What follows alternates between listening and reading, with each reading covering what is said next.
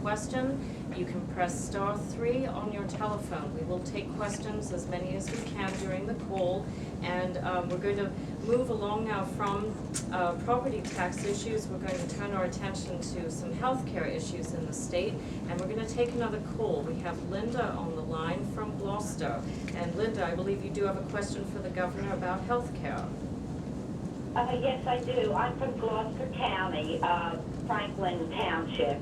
And I wanted to first thank the governor for everything he's done for New Jersey. He's done a great job, and I appreciate it. Thank you, Linda. My question is, the health care, the type of health care that they offer in New Jersey, there's just restricted areas, restricted companies. An example, AARP is a prime example. I tried to get health care from them, and New Jersey does not recognize that that company. Also, where my husband works, same problem. They offer health care, and New Jersey doesn't recognize that. Right now, my husband and I have no health care. We have a small business, and we were paying with AmeriHealth, but it got so expensive, we couldn't do it anymore. So my question is, can there be more open companies for New Jersey to choose, just like about anyone that they want, because that's what's offered here, and yet New Jersey does not recognize it or does not have it, and they're just restricted to certain ones, not that many. So that's my question to the governor. Well, thank you, Linda. Let me start with we're not restricting companies, but many of the companies have decided that they don't, not many, a number of companies have decided that they can't get a big enough market share to make enough profitability to be able to compete against the ones that are already here. Now that often is a very real problem because there's not enough competition if you're going to have the kind of system that we have today in providing health care. And particularly, this is a real problem for people who have not yet matured into the Medicare program. The 55 to 64-year-olds are struggling with insurance, particularly if they're no longer working. And we have a major issue filling that donut hole in Part D for a lot of our Medicare patients. Now, what we do in the state is try to find the most cost-effective providers for Part D, or the donut hole, with PAD and our Senior Gold program. And we're encouraging as many companies to come in as possible to participate in Medicare Advantage and some of the other programs. But it is going to be the issue of the year in Washington about establishing nationwide, as opposed to statewide, insurance programs where everyone is mandated to have health insurance and where everyone has access to what they're talking about, an exchange, not unlike us.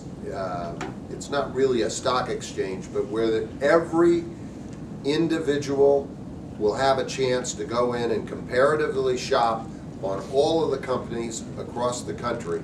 And this program is working its way through Congress. There will be tax credits and support to make this much cheaper than what we see today, particularly for 55 to 64-year-olds before they go on to Medicare, and when we see programs for filling that donut hole, which is a huge problem for a lot of our middle-income seniors. And so we're trying right now to sort of patchwork our way through this, and you can call our state and health insurance program offices in Health and Senior Services. They can try to help you sort through this maze, and the number to reach there is 1-877-222-3737. And I encourage you to call there. But I also encourage you to keep pressing our congressional delegation to get to healthcare reform, which President Obama has made the top priority of his legislative agenda.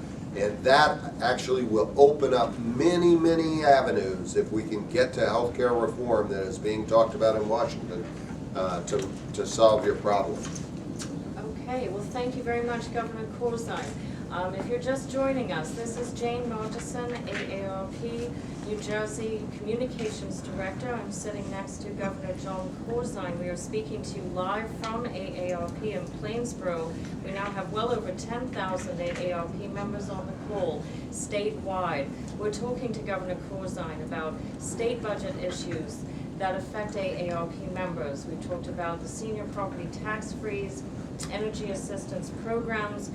We're getting into healthcare issues now, and I'd like to turn at the moment to an issue that we're very concerned about here at AARP. Governor, as you no doubt know, AARP is actively supporting legislation to protect innocent victims of preventable medical errors from not having to pay for the extra treatment and recuperative care charged by hospitals.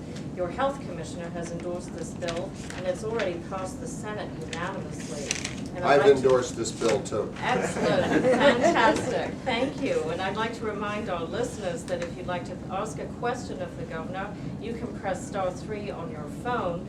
We also have a poll question that we've set up that if you or someone you know has been affected by a preventable medical error, you can press 1 to answer yes on your telephone, or press 2 for no. I'll remind you about this question as we go forward, but at the end of the call we will release the results of the poll. Governor, I'm very glad that you said just now that you have endorsed this legislation. We are very concerned that the Assembly, where the bill currently resides, may modify the bill, thereby stalling this vital legislation. So AARP, in addition to asking for you in addition to asking for your commitment on this, we would like to ask a direct question. Would you be willing to call Assembly Speaker Joe Roberts and the Assembly Health Committee Chair, Dr. Herb Conaway, and ask them to approve the same bill that the Senate has approved? We believe that we have the support of the Speaker with regard to the general efforts. We have to make sure that we have all the language aligned. I think that we're very close. I've been working actually with AARP to make sure that we get that language. We think the Senate language should accomplish everything that you would like to see and we'd like to see. I need to make sure that we push that high enough up on the agenda of the Assembly. Speaker Roberts and I will have that direct conversation, because I'd like to see this move. Excellent. And will you be able to have that conversation with Assemblyman Herb Conaway as well?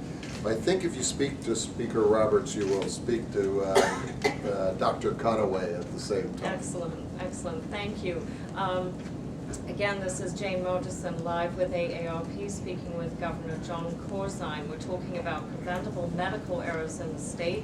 The governor has just announced his support of legislation that is currently in the Assembly. It's already passed the Senate unanimously, and we are delighted that the governor is going to be supporting this legislation and having conversations with members of the Assembly to push this legislation forward. I'd like to Jane, remind our listeners. Can I just, I want to interrupt. The medical error reporting bill is important for several reasons. One, it's important because if someone makes a medical error, the patient shouldn't have to pay to get that corrected. That makes sense. That holds down costs. The second thing is that making sure that there is a responsible degree of transparency allows people to have choice. And if you want to cut down on errors, you need to put accountability into the system. And so making sure that you have that accountability will, in the long run, lower costs. Not only does it lower costs directly because people who